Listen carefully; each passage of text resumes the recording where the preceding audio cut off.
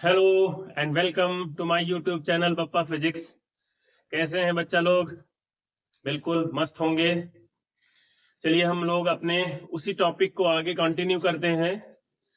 पिछले वीडियो में हम लोगों ने डैम्प्ड हार्मोनिक ऑसिलेशन की डिफरेंशियल इक्वेशन निकाल ली थी। थोड़ा सा मैं आपको रिव्यू कर दूं। उस एक वीडियो का लिंक मैं डिस्क्रिप्शन बॉक्स में दे दूंगा, आप वहां से देख लीजिएगा।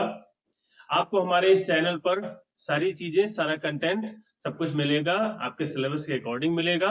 आपको एक छोटा सा काम करना ये होता है कि आपको हमारे इस वीडियो को बगैर स्किप किए हुए पूरा देखना होता है और सब्सक्राइब भी करना होता है। सब्सक्राइब कर लेंगे, नोटिफिकेशन बेल को ऑन कर देंगे तो आपको हमारे सारे अपकमिंग वीडियोस के नोटिफिकेशन मिलते रहेंगे, जिससे आप उससे अच्छे से अपनी तैयारी कर सकते। एग्जाम में क्या लिखना है, कैसे लिखना है, ये सारी चीजें आपको यहाँ पर मिल जाती हैं। तो हम लोग स्टार्ट करते हैं अपना वही डैम्प्ड हार्मोनिक ऑसिलेशन के आगे का पार्ट। हमने आपको बताया था कि डैम्पिंग क्या होती है, डैम्प्ड हार्मोनिक ऑसिलेशन किस तरीके के होते हैं और फिर उस पर कौन कौन से फोर्स कार्य करते हैं। थोड़ा सा रिव्यू कर लें। डैम्पिंग, अवंदन, यानी कि वाइब्रेशन या ऑसिलेशन में धीरे धीरे कमी आती चली जाती है। जैसे ही हम किसी पेंडुलम को मूव कराते हैं, जब उसको मूव करा के छोड़ देते हैं, डिस्प्लेस करके छोड़ देते हैं, तो वो मूव करना थोड़ी देर बाद बंद कर देता है। उसके ऑसिलेशन डाइज अवे हो जाते हैं, उसकी काइनेटिक एनर्जी कम हो जाती है। तो क्यों कम हो जाती है? क्योंकि उस पर एक डैम्पिंग फोर्स कार्य करता है। डैम्पिंग फोर्स वास्तव में आपका मोशन के अगेंस्ट लगता है, और मोशन के अगेंस्ट लगने वाला फोर्स हमारा जो होता है वो फ्रिक्शनल फोर्स होता है। इसलिए डैम्पिंग फोर्स एक प्रकार का फ्रिक्शनल फोर्स ही है, जो कि वाइब्रेशन या ऑसिलेशन के दौरान लगता है इसके ऊपर। तो अब हमारे पास जो पार्टिकल ऑसिलेट कर रहा है, उस पर दो तरीके के फोर्स कार्य करेंगे। पहला रेस्टोरिंग फोर्स, जो कि उसको सिंपल हार्मोनिक मोशन देगा। दूसरा डैम्पिंग फोर्स, जो उसके ऑसिलेशन को कम कर देगा, यानी उसमें डैम्पिंग आ जाएगी। तो हम लोगों ने डिफरेंशियल इक्वेशन निकाल ली थी, इन दोनों को ऐड करके, फिर न्यूटन के सेकंड लॉ से इक्वेट करके इनको निकाल लिया था। तो हमारे पास अब हम उस डिफरेंशियल इक्वेशन को, जो कि हमने पिछले वीडियो में निकाला था, उसी का सोल्यूशन निकालेंगे। तो आप देख सकते हैं, आप डिफरेंशियल इक्वेशन जो हम लोगों ने निकाली थी वो ये थी, d2x upon dt2 plus 2k dx upon dt और plus omega square x equals to 0। ये हमारी डिफरेंशियल इक्वेशन थी, जहां पर 2k हम लोगों ने गामा अपॉन m की जगह पर रखा था। जहां पर 2k हमारा जो था वो गामा अपॉन m की जगह पर रखा था हम लोगों ने, और ओमेगा स्क्वायर जो रखा था वो k अपॉन m की जगह पर रखा था, जहां पर गामा डैम्पिंग फोर्स कांस्टेंट होता है, के रेस्टोरिंग फोर्स कांस्टेंट होता है। तो अब हम क्या करेंगे, हमको इसको सॉल्व करना है। बहुत ही सिंपल सा तरीका, जैसे सिंपल हार्मोनिक मोशन में हम लोगों ने एक जनरल इक्वेशन मानी थी, एक जनरल सॉल्यूशन माना था इसका, और फिर उसको सॉल्व किया था, बिल्कुल उसी तरीके से इसमें एक हमने जनरल सॉल्यूशन मान लिया। इसको सॉल्व करने के लिए अगर एक्स के उसमें दिया गया है तो एक्स आपको लेना पड़ेगा। अगर y के टर्म में इक्वेशन दी गई है तो y इक्वल्स टू लेना पड़ेगा। z के टर्म में दिया गया है इसका इक्वेशन, तो आपको z इक्वल्स टू लेना पड़ेगा। तो सबसे पहले हमने क्या किया, इसका हम एक जनरल सॉल्यूशन मान लेते हैं। Let the general solution of equation 1 x equals to a e to the power alpha t, इसको हमने इक्वेशन 2 दे दिया।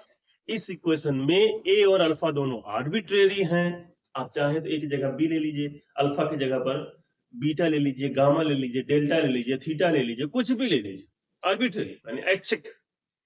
और एक ही जगह पर भी आप कुछ भी B C D E F G H I J K L M N O P Q R S T U V W X Y Z कुछ भी ले सकते हैं आप इसकी जगह। तो आगे हमारे इक्वेशन में d2x अपॉन dt2 भी है, dx अपॉन dt भी है और x भी है। तो हमको क्या करना, x तो हमको मिल गया, हमने मान लिया उसको। अब dx अपॉन dt हमको निकालना है, एक बार हमने इसको डिफरेंशिएट कर दिया। तो dx upon dt equals to a constant है आपका, e to the power x का e to the power x यानी e to the power alpha t का e to the power alpha t ही होगा, और अल्फा t का जब आप दोबारा करोगे t के रिस्पेक्ट में तो अल्फा मिल जाएगा। तो dx अपॉन dt भी मिल गया आपको, a alpha e to the power alpha t। अब हम क्या करेंगे, हमको d2x अपॉन dt2 निकालना है, इसको हमने दोबारा डिफरेंशिएट कर दिया। तो फिर से वही a e to the power alpha t, a to the power alpha t आपका रहेगा, अल्फा भी रहेगा और एक अल्फा और आ जाएगा इसमें अल्फा टी का जब डिफरेंशिएशन करोगे, तो यानी ये आ गया a alpha square e to the power alpha t. अब आपके पास देखिए तीन वैल्यू हुए, x dx upon dt and d2x upon dt2। अब हम क्या करेंगे, ये वैल्यूज हमारी substituting the values of x dx upon dt and d2x upon dt2 in equation 1 में आप इसको पुट कर दीजिए। तो अब देखिए जैसे 1 में आप पुट करोगे तो x की वैल्यू यहां पर पुट करेंगे, dx अपॉन dt की वैल्यू यहां पर पुट करेंगे और d2x अपॉन dt2 की वैल्यू यहां पर पुट करेंगे। तो d2x अपॉन dt2 की वैल्यू है a alpha square e to the power alpha t, रख दिया, और plus 2k dx upon dt की वैल्यू है a alpha e to the power alpha t, रख दिया, और प्लस ओमेगा स्क्वायर x की वैल्यू है a e to the power alpha t, रख दिया।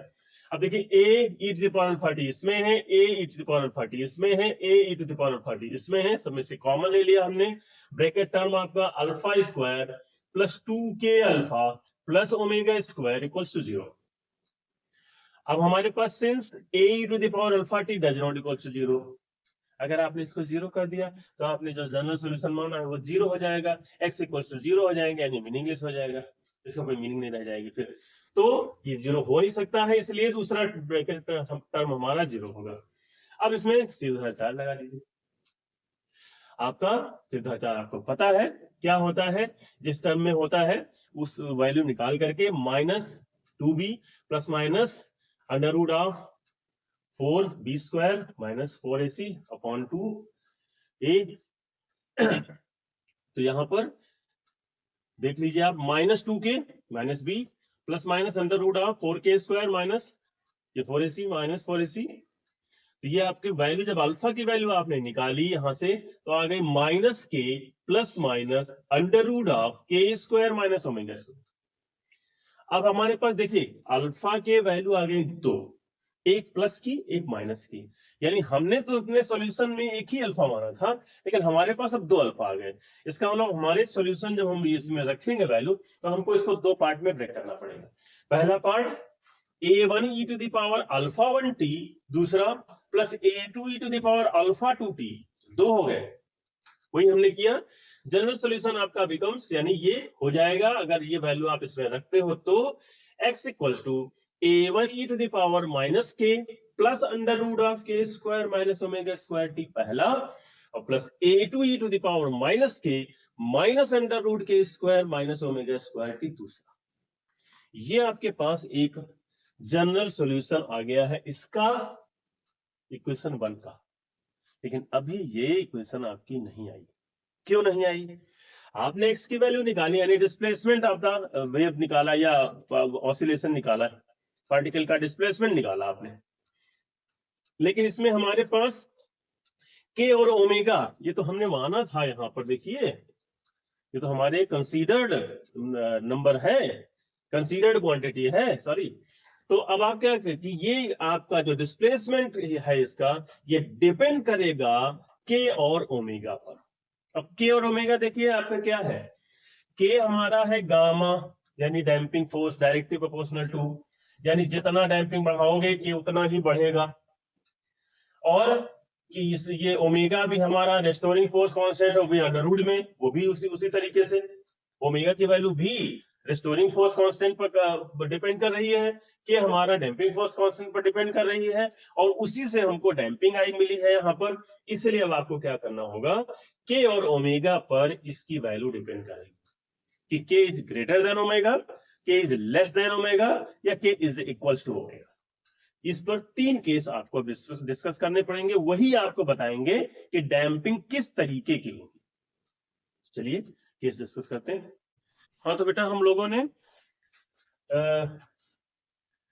एक इक्वेशन निकाल ली थी, सॉल्यूशन निकाल रहे हैं टाइम हार्मोनिक ऑसिलेशन का। उसके लिए हम लोगों के पास इक्वेशन 3 थी, जिसमें हमने कहा था आपसे कि अब हमको इसके केस डिस्कस करने पड़ेंगे डिस्प्लेसमेंट ऑफ पार्टिकल निकालने के लिए, क्योंकि डिस्प्लेसमेंट ऑफ पार्टिकल के और ओमेगा दोनों पर डिपेंड करता है। के यानी गामा यानी डैम्पिंग फोर्स, और ओमेगा यानी स्मॉल के यानी रिस्टोरिंग फोर्स, उन दोनों पर डिपेंड करता है। तो अब हमारे पास फॉर द रिलेटिव, ये हमने इक्वेशन 3 को यहाँ रिपीट कर लिया है। फिर उसके बाद for the relative values of k and omega there are 3 cases, 3 cases आपके होंगे के और ओमेगा के। उस पर पहला केस है हैवी डैम्पिंग या ओवर डैम्प का। अगर आपके पास के इज ग्रेटर देन ओमेगा हमने ले रखा है पहले, के इज ग्रेटर देन ओमेगा पर अंडर रूट ऑफ के स्क्वायर माइनस ओमेगा स्क्वायर, इसकी वैल्यू क्या होगी, रियल होगी, क्योंकि के बड़ा है ओमेगा से और पॉजिटिव होगी। तो अगर इसकी वैल्यू रियल एंड पॉजिटिव है तो आप देख पा रहे हैं क्वेश्चन 3 में both the exponential term, exponential माने होता है हिंदी में होता है चरघातांकी, यानी ई की पावर एक्स वाले टर्म दोनों विल बी निगेटिव। माइनस के साथ ये लिए हुए हैं, देख लीजिए माइनस के यहां पर भी है, माइनस के यहां पर भी। तो ये आपका दोनों टर्म निगेटिव हो जाएंगे। इसका मतलब एक्स डिस्प्लेसमेंट आपका जो होगा पार्टिकल का वो एक्सपोनेंशियली डिक्रीज होगा। ई की पावर माइनस आ गई है, इसका मतलब उसके साथ वो एक्सपोनेंशियली डिक्रीज होगा। ये आपको अभी कर्व बनाएंगे, उसमें आपको कर्व बना करके इसका दिखाना होगा कि किस तरीके से आखिर ये एक्सपोनेंशियली डिक्रीज होता है। और ये जो एक्सपोनेंशियली डिक्रीज ई की पावर एक्स वाला जो डिक्रीज होता है, इसमें टाइम के साथ इस तरीके की मोशन हमारी जो कहलाती है वो डेड बीट या एपीरियोडिक, नॉन ऑसिलेटरी भी आप कह सकते हैं इसको। ऑसिलेशन नहीं होंगे इसमें बिल्कुल, ठीक है, होंगे आपके जो है वो, या आप ये कह सकते हैं, एग्जाम्पल एक छोटा सा आपको बताएं तो आपको ज्यादा समझ में आ जाएगा कि एक आपके पास पेंडुलम है, उसको आप एयर में मूव कराइए, मूव हो जाएगा। फिर थोड़ा सा डेंस मीडियम कोई हो हमारा, उसमें मूव कराइए, उसमें भी मूविंग हो जाएगी उसकी। अब उसको लिक्विड में चले जाइए, पानी में मूव कराइए, हो सकता है एक आध मूविंग आपकी मिल जाए उसमें, लेकिन अगर उसी को शहद में आप डुबो दोगे, ग्लिसरीन में डुबो दोगे, उसमें मूव करा के देखिए हो ही नहीं पाएगा। वही चीज है। तो यहाँ पर आपका ये कंडीशन जो है हैवी डैम्पिंग, बहुत इतनी ज्यादा डैम्पिंग हो गई, इतनी ज्यादा विरोध हो गया कि वो इसमें ऑसिलेशन होगा ही नहीं, इसीलिए इसको डेड बीट कहा जाता है या एपीरियोडिक। अब आते हैं हम दूसरे केस पर कि यदि हमारा k is equal to omega square होगा, यदि k इक्वल टू ओमेगा है आपका, तो इस केस में हमारा क्या होगा, अंडर रूट ऑफ के स्क्वायर माइनस ओमेगा स्क्वायर जो होगा वो 0 हो जाएगा उसकी वैल्यू। और अगर इसकी वैल्यू 0 हो जाएगी और इसको हम इसमें रखेंगे तो हमारी डिफरेंशियल इक्वेशन को ये सॉल्यूशन सेटिस्फाई नहीं करेगा। तो अगर सेटिस्फाई नहीं करेगा तो इसका मतलब ये रॉन्ग माना जाएगा। तो अब हम क्या करेंगे, हम क्या करते हैं कि इसमें जो under root k square minus omega square है उसको एक पॉजिटिव नंबर मान लेते हैं कि कोई एक पॉजिटिव नंबर है h, आप कुछ भी ले सकते हैं उसकी जगह पर, ये भी आर्बिट्ररी है। तो हम क्या करेंगे, अब h के साथ इसको हम सॉल्व करेंगे। तो हमने under root k square minus omega square की जगह पर h रख दिया, तो minus k plus h t minus k minus h t, हमने ई की power minus k t into e to the power h t, क्योंकि आपको पता है मल्टीप्लीकेशन में ई की पावर जो होती हैं वो ऐड हो जाती हैं। तो यहां पर माइनस एच टी, अब ई की पावर माइनस के टी यहां पर भी था, ई की पावर माइनस के टी यहां पर भी था, दोनों को हमने बाहर कर लिया। यहां से आपका a1 e to the power h t आ गया, प्लस यहां से आपका a2 e to the power minus h t आ गया।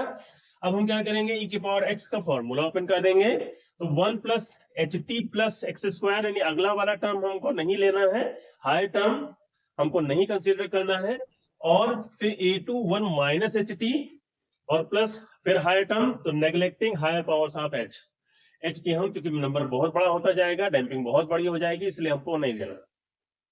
क्योंकि फिर से आपको कह रहे हैं एच हमने जो माना है वो के स्क्वायर माइनस ओमेगा, के और ओमेगा दोनों डैम्पिंग ही है, फोर्स ही है, डैम्पिंग फोर्स कांस्टेंट एक है, एक रेस्टोरिंग फोर्स कांस्टेंट। तो अब क्या है देखिए, यहां से हमने इसको ब्रैकेट ओपन किया तो यहां से a1 आ जाएगा प्लस a2 आ जाएगा, इसमें हमने एच टी कॉमन ले लिया तो यहां से a1 आएगा, यहां से माइनस a2 आएगा, इसके साथ minus h T into A2, और यहाँ पर plus h T a1 into H T, तो ये a1 माइनस a2 हो गया। अब हमने क्या किया, ये चूंकि नंबर आर्बिट्रेरी हैं, इनको हमने p दे दिया, इसको हमने q दे दिया, लिख दिया हमने p equals to a1 plus a2 और q equals to h of a1 minus a2। हमारे पास इक्वेशन आ गई डिस्प्लेसमेंट की, x equals to p plus q t e to the power minus k t. अब देखिए दो टर्म है t के यहाँ, तो पहले क्या होगा, पहला टर्म अगर हम देखें यहां से कंसीडर, टी को अगर आप इंक्रीज करोगे तो पी प्लस क्यू टी की वैल्यू बढ़ेगी, इंक्रीज होगी। और अगर आगे फिर e की पावर माइनस के टी लगा हुआ, उसी के साथ e की पावर माइनस के टी लगा हुआ है, वो क्या करेगा, t अगर बढ़ाओगे उसकी वैल्यू घटती चली जाएगी, डिक्रीज होता चला जाएगा, रिड्यूसेस होता चला जाएगा। यानी पहले तो आपका डिस्प्लेसमेंट बढ़ेगा इसके साथ, लेकिन सडनली इसके साथ वो घट जाएगा। ये जो केस हमारा होता है ये हमारी क्रिटिकल डैम्पिंग होता है। क्रिटिकल वास्तव में वो पॉइंट होता है जहां से वैल्यू चेंज होती है। क्रिटिकल टेम्परेचर हो गया, क्रिटिकल प्रेशर हो गया, क्रिटिकल वॉल्यूम हो गया, ये सारी चीजें हम वहां पर, तो क्रिटिकल यहाँ पर पहले तो इसलिए हमने यहाँ पर नीचे लिख दिया है, hence the displacement x of the particle under critical damping first increases and then reduces to zero, और उसके बाद वो रिड्यूस हो जाएगा। अब हम अपना डिस्कस करते हैं इसका लास्ट केस। तो हम लोगों ने दो केस डिस्कस कर लिए। पहला केस आपका था हाईवे डैम्पिंग का, दूसरा केस आपका था क्रिटिकल डैम्पिंग का। अब तीसरा और जो मेन केस है इसका वही है, लाइट डैम्पिंग होती है। क्योंकि ये नहीं होता है कि आपने पेंडुलम को मूव कराया और एकदम से वो रुक गया, एक बार भी ऑसिलेट नहीं हुआ, ऐसा नहीं होता है, धीरे धीरे धीरे करके रुकता है, इसीलिए इसको लाइट डैम्पिंग कहा जाता है। तो लाइट डैम्पिंग या अंडर डैम्प की कंडीशन हमारी when k is less than omega. इस केस में क्या होगा, देखो भाई, k is less than omega पर इक्वेशन थर्ड में अगर आप जाएंगे तो वहां पर under root of k square minus omega square की वैल्यू जो होगी वो इमेजिनरी हो जाएगी। क्यों? क्योंकि ये निगेटिव हो जाएगा, k छोटा हो जाएगा सर, तो इसको हमको निगेटिव बनाना पड़ेगा। निगेटिव बनाने के या इमेजिनरी बनाना पड़ेगा, तो इमेजिनरी बनाने के लिए बहुत सिंपल सा है, हमने निगेटिव साइन को कॉमन ले लिया अंदर, इन स्क्वायर रूट के अंदर हमने निगेटिव साइन कॉमन ले लिया, आपका omega square minus k square हो गया। अब हमने क्या किया, इसकी जगह पर हमने बीटा रख दिया, एक नया क्वांटिटी हमने ले ली, इसको सॉल्व करने के लिए अपनी सुविधा के लिए ये कर रहे हैं। तो बीटा इक्वल्स टू हो जाएगा under root omega square minus k square हमने कंसीडर कर लिया, और i equals to under root minus 1 होता है, इसलिए हमने आई बीटा रख दिया। तो अब देखिए हमारा इक्वेशन 3 जो होगा वो क्या हो जाएगा, x equals to a1 e to the power minus k plus under root k square minus omega square t था, तो प्लस आई बीटा टी हो गया। इसमें e to the power minus k minus under root k square minus omega square t था, तो ये minus i beta T हो जाएगा। वही process, e to the power minus k t अलग कर लिया, e to the power i beta t अलग कर लिया, plus a2 e to the power minus k t अलग कर लिया, e to the power minus i beta t अलग कर लिया, e to the power minus k t यहाँ भी हमने कॉमन ले लिया, ये हो गया a1 e to the power i beta t plus a2 e to the power minus i beta T.